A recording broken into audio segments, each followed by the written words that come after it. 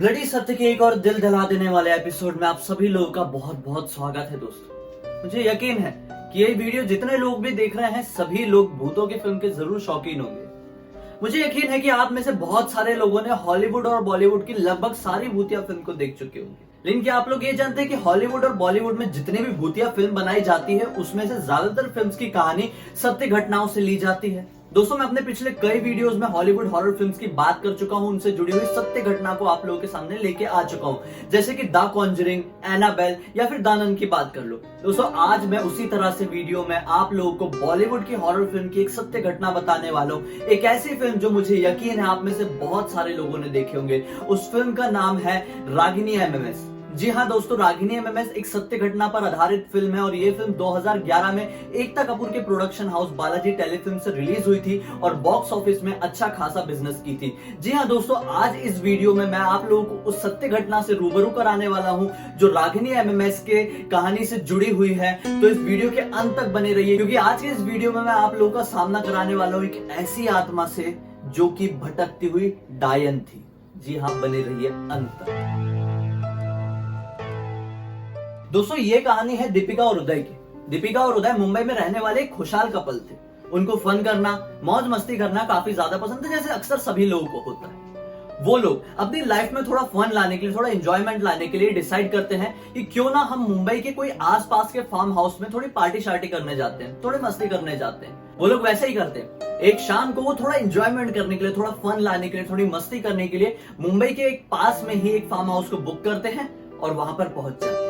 लेकिन उन्हें नहीं पता था जिस फार्म हाउस में वो लोग मौज मस्ती के इरादे से जा रहे थे, वो फार्म हाउस में कुछ ऐसी चीजें उनका इंतजार कर रही थी जो चीजों का सामना उन लोगों ने शायद आज तक नहीं किया। वो चीजें थी एक ऐसी दुनिया से जुड़ी हुई जिस दुनिया का सामना कोई भी करने से आज की तारीख में कतराता है। दोस्तों, जैसे ही वो लोग उस फार्म हाउस में पहुंचते हैं तो उनके सामने कुछ ऐसी गतिविधियां पैदा होना शुरू हो जाती है जो वो लोगों ने आज तक नहीं देखे थे।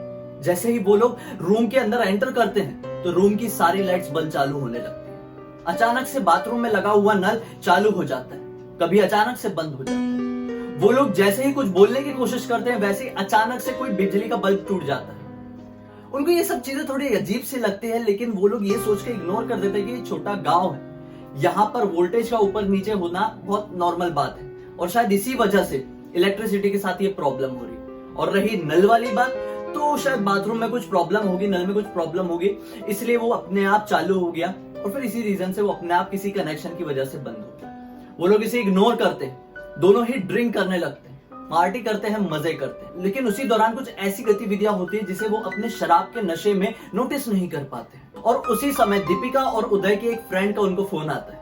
वो फ्रेंड उनसे ये कहता है कि मैं भी अपनी गर्लफ्रेंड के साथ हूँ, अगर तुम लोग इजाजत दो तो मैं भी उसी फार्म हाउस में आ जाता हूँ, थोड़ी एंजॉय करेंगे, ड्रिंक करेंगे, मजे करेंगे। उदय उनकी बातों पर हामी भर देता है। बस कुछ ही देर में वो लोग भी वहां पर पहुंच जाते हैं। जैसे वो लोग वहां पर पहुंचते हैं तो उस समय लगभग रात के 1 बज रहे होते हैं। चारों ओर ड्रिंक करते हैं और फिर वो सारी चीजों को जुटलाते चले जाते, इग्नोर करते चले जाते हैं जो उन्हें कोई नोटिस करने के लिए मजबूर कर रहा था।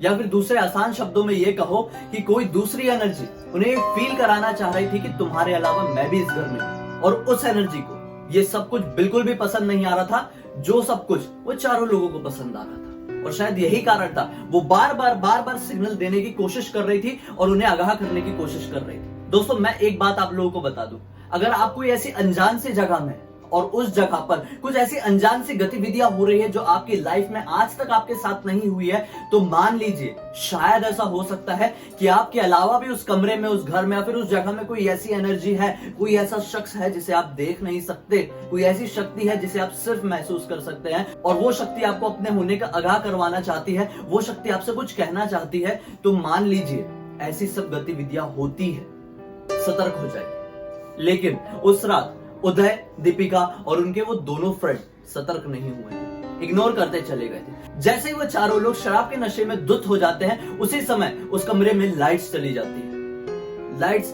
चले जाने के कारण उस रात उस गांव में इतना ज्यादा अंधेरा हो जाता है कि एक रोशनी भी उस कमरे के अंदर नहीं पहुंच पाती। शायद अमावस की रात थी और आप सभी लोग ये जानते होंगे कि अमावस की काली रात में सारी काली एनर्जीज का, सारी नेगेटिव एनर्जीज की शक्तियां दुगनी हो जाती है। वो सारी नेगेटिव एनर्जी अपने काम को अंजाम देना चाहती है, जो काम को अंजाम वो काफी दिनों से नहीं दे पा रहे। और शायद उस रात उस घर के अंदर कोई ऐसी ही काली एनर्जी मौजूद थी जो सभी लोगों को नुकसान पहुंचाना चाहती थी या फिर कोई एक मैसेज कन्वे करना चाहती थी। जैसे ही लाइट्स ऑफ होती है तो दीपिका के हाथ से उसके फ्रेंड के ऊपर ड्रिंक गिर जाती है।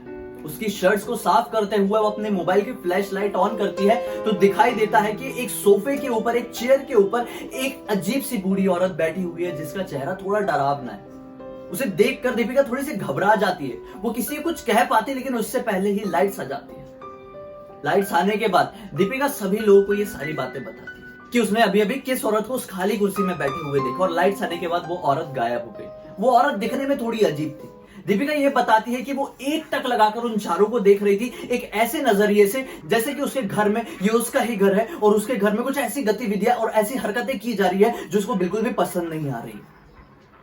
वो लोग दीपिका की इन बातों को इग्नोर कर देते हैं जैसे कोई बच्चा मजाक कर रहा, लेकिन दीपिका एक व्यस्त थी, जो कुछ भी कह रही थी। शायद वो उसके शराब के नशे की इमेजिनेशन नहीं थी, शायद कोई आत्मा, कोई एनर्जी उसे अपना असली रूप दिखाकर कुछ बताना चाह रही थी। सभी लोग फिर से दीपिका को इग्नोर कर देते और अपनी पार्टीज में मग्न हो जाते।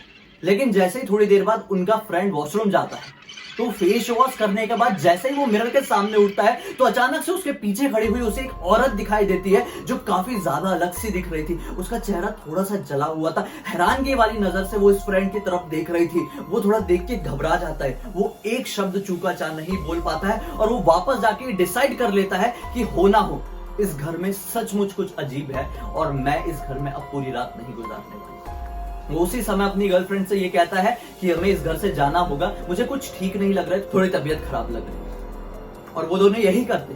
उसी समय कुछ ही देर में वो लोग वहां से निकल जाते। लेकिन जैसे ही वो लोग वहां से निकलते हैं तो उस समय रात के लगभग 2:30 से 3 बज रहे थे। और माना जाता है ना कि 2:30 से 3 बजे और खासकर 3 बजे के आसपास इन बुरी शक्तियों की एनर्जी कुछ ज्यादा ही तुगनी हो जाती है, क्योंकि ये एक ऐसा समय होता है जिस समय वो लोग ईश्वर की मजाक उड़ा रहे हैं। दोस्तों, कैसे वो इस समय ईश्वर की मजाक उड़ा रहे होते हैं, क्या लॉजिक है इसके पीछे का, अगर आप लोगों को जानना है तो इंस्टाग्राम में मेरे साथ जुड़िए, मुझे डीएम कीजिए, मुझे बताइए, कमेंट सेक्शन में भी मुझे बताइए कि आप लोग जानना चाहते हैं। मैं आप लोगों को इस चीज के ऊपर गारंटी बताऊंगा कि क्यों रात के 3 बजे ही शैतान सबसे ज्यादा एक्टिव होते हैं और वो कैसे ईश्वर का मजाक उड़ाते हैं। खैर, वो तो दूसरा टॉपिक है। फिलहाल इस टॉपिक की बात करते हैं। जैसे ही वो दोनों उस घर से चले जाते हैं तो वो 2 लोग ही घर पे बचते जो पहले आए थे, यानी कि दीपिका और उदय।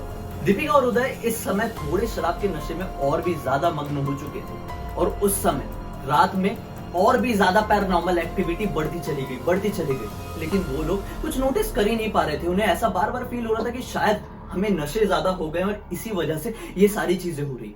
जैसे ही वो लोग बेड पे लेटते हैं तो अचानक से बेड शेक होने लगता है, लाइट्स और भी ज्यादा ऑन ऑफ होने लगती है, कभी किसी के रोने की जोर से आवाज आने लगती है, किसी का ऐसा लगता है कि उस रूम से कोई भाग के जा रहा है, कभी बार बार उन्हें अजीब सी आवाजें सुनाई देती है, कभी वॉशरूम में बार बार फिर से नल चालू हो जाता है, कभी लाइट्स के अचानक से बल्ब फूटने लगते हैं। फूट के उस घर के लगभग सारे बल्ब भी फूट चुके थे, सिर्फ एक बल्ब ही बचा था जिस कमरे में वो बैठे हुए थे। अब थोड़ा सा डर उन्हें लगने लगा। वो लोग ये डिसाइड करते हैं कि अब हमें सो जाना चाहिए, ये हमारे दिमाग का वहम है या सचमुच कुछ हो रहा है, कुछ समझ में नहीं आ रहा।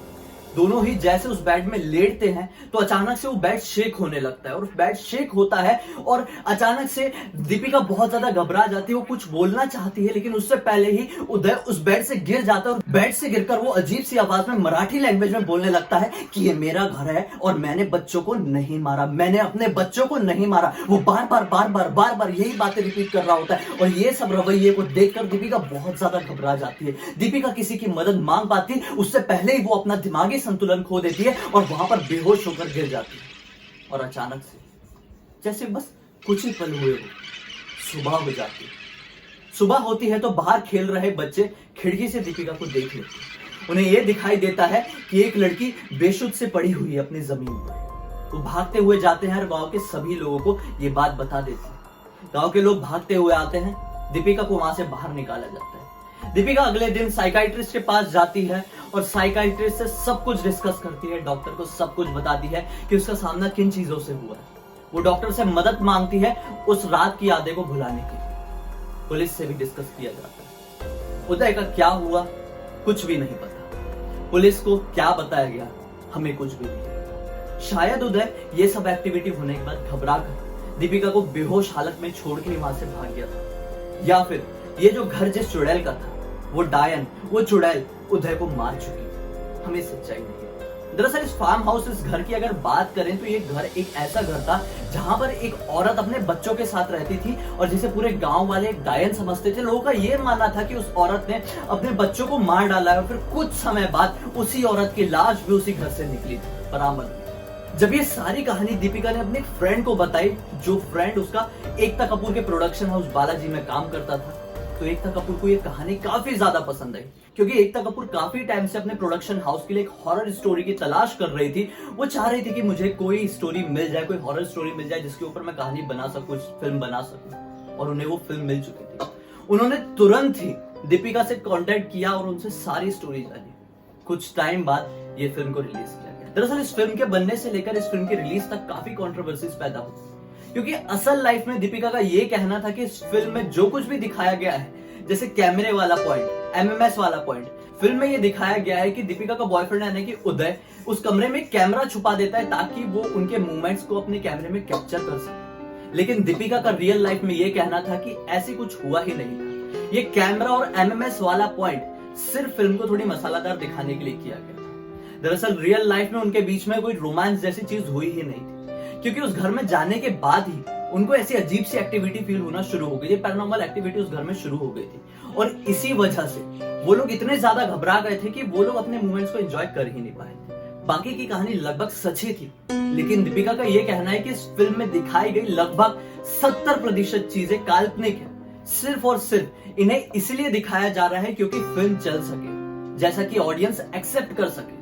लेकिन रियल लाइफ में उनके साथ ऐसा कुछ भी नहीं हुआ था। दीपिका का ये कहना था कि इस फिल्म की वजह से उसकी निजी जिंदगी में भी थोड़ी सी प्रॉब्लम्स फेस करनी पड़ रही है, जैसे बॉयफ्रेंड के पॉइंट ऑफ व्यू को लेकर देख लिया जाए, कैमरे के पॉइंट ऑफ व्यू को लेकर देख लिया जाए, या शराब की बातें, या फिर एमएमएस की बातें। किसी भी रियल इंसान की रियल लाइफ में ये चीजें इंपैक्ट डाल सकती है, जो कि दीपिका के साथ हो रही थी। इसी चीज के कारण दीपिका ने कहा था कि मैं बालाजी के ऊपर, मैं एकता कपूर के ऊपर केस फाइल कर दूंगी अगर एकता कपूर ने खुलकर इस फिल्म के ऊपर बात नहीं की। दीपिका का यह कहना था कि उन्हें एकता कपूर ने इस फिल्म को रिलीज होने से पहले फिल्म दिखाने से साफ मना कर दिया था। इसी कारण से दीपिका और भी ज्यादा नाराज हो गई थी, और इसी कारण से दीपिका इस फिल्म के ऊपर, इस प्रोडक्शन हाउस के ऊपर केस करने ही वाली थी। लेकिन किस्मत से फिल्म के रिलीज से कुछ ही दिन पहले एकता कपूर ने सबके सामने आकर यह बता दिया कि रागिनी एमएमएस में दिखाई गई 70% चीजें काल्पनिक है और 30% चीजें रियल स्टोरी से ली गई, और ये केस थोड़ा शांत हो गया। दोस्तों, इस कहानी से ये साफ जाहिर होता है कि इस दुनिया में सचमुच ऐसी भटकती हुई आत्माएं, चुड़ैल, डायनें होती है जो कि अतृप्त होती है, जिनको मतलब रियल लाइफ में सेटिस्फेक्शन नहीं मिल पाता है, या फिर उनकी मौत एक ऐसे सदमे को लेकर हो जाती है जिस सदमे को लेकर उनकी आत्मा भी नहीं रह सकती, और इसी वजह से वो आत्मा हम इंसानों के बीच में भटकती है और सभी लोगों को ये बताने की कोशिश करती है कि मैंने वो काम नहीं किया, या फिर वो काम से मेरा कुछ रिलेशन नहीं था। जैसे कि इस स्टोरी में आप लोगों को समझ में आए, ऐसी डायन जो कि उस गांव के उस घर में अभी भी रहती थी, और वो लोगों को सिर्फ यही बताना चाहती थी कि मैंने अपने बच्चों को नहीं मारा। दरअसल इस डायन का मकसद किसी को भी नुकसान पहुंचाना नहीं था। दरअसल वो सिर्फ हिंट देना चाह रही थी कि मैं एक मैसेज कन्वे करना चाहती हूँ और वो मैसेज आप सभी लोगों को बता। लेकिन ये एक्टिविटीज कुछ इतनी ज्यादा डरावनी होती है, डरावनी इसलिए क्योंकि ये एक्टिविटीज हम अपनी रियल लाइफ में कभी इमेजिन भी नहीं कर सकते, हम आम जिंदगी में नहीं देख पाते, और इसी वजह से जब ये एक्टिविटी रियल लाइफ में हम लोगों के सामने होती है तो हम लोग बहुत ज्यादा घबरा जाते हैं, और यही कारण होता है हम लोगों के बेहोश हो जाने का या मानसिक स्थिति खो देने का। लेकिन असल लाइफ में हमेशा ये आत्मा हमें नुकसान नहीं पहुंचाती। दोस्तों, अगर ये मेरा वीडियो आप लोगों को जानकारी वाला और अच्छा लगा है तो इस वीडियो को ज्यादा से ज्यादा शेयर कीजिए अपने फ्रेंड्स और फैमिली मेंबर्स के साथ, ताकि सभी लोगों को ये कमाल की जानकारी मिल सके फिल्म इंडस्ट्री से जुड़ी हुई। और मेरे साथ इसी तरह से जुड़े रहिए। मेरे चैनल को सब्सक्राइब कर दीजिए नहीं किया है तो, क्योंकि मैं डेली रात में 9 बजे इसी तरह के हैरान कर देने वाले कंसेप्ट्स आप लोगों के पास लेकर आता हूं, जिससे कारण आपका थोड़ा मनोरंजन भी हो जाता है और एक दूसरी दुनिया की थोड़ी जानकारी भी हो जाती है। अगर आप लोगों के मन में कोई ऐसा टॉपिक आता है जिसे आप डिस्कस करके चाहते हैं कि मैं अपने वीडियो के जरिए पूरी दुनिया को बताऊं, तो वो टॉपिक आप मुझे इंस्टाग्राम में डीएम कर सकते हैं। मैं इंस्टाग्राम की आईडी हमेशा की तरह अपने वीडियो के डिस्क्रिप्शन बॉक्स में जरूर डाल दूंगा। सिर्फ वो आईडी को क्लिक करो, डीएम करो, जुड़े रहो, टॉपिक डिस्कस करो, हम लोग वहां पर बहुत सारी बात कर सकते हैं। बेल आइकन को दबाना बिल्कुल भी मत भूलना दोस्तों, जब भी मैं वीडियो डालूंगा ना आप लोगों को उसकी नोटिफिकेशन सबसे पहले मिलेगी। चलिए चलते हैं, कल रात फिर से मिलेंगे। बहुत बहुत धन्यवाद।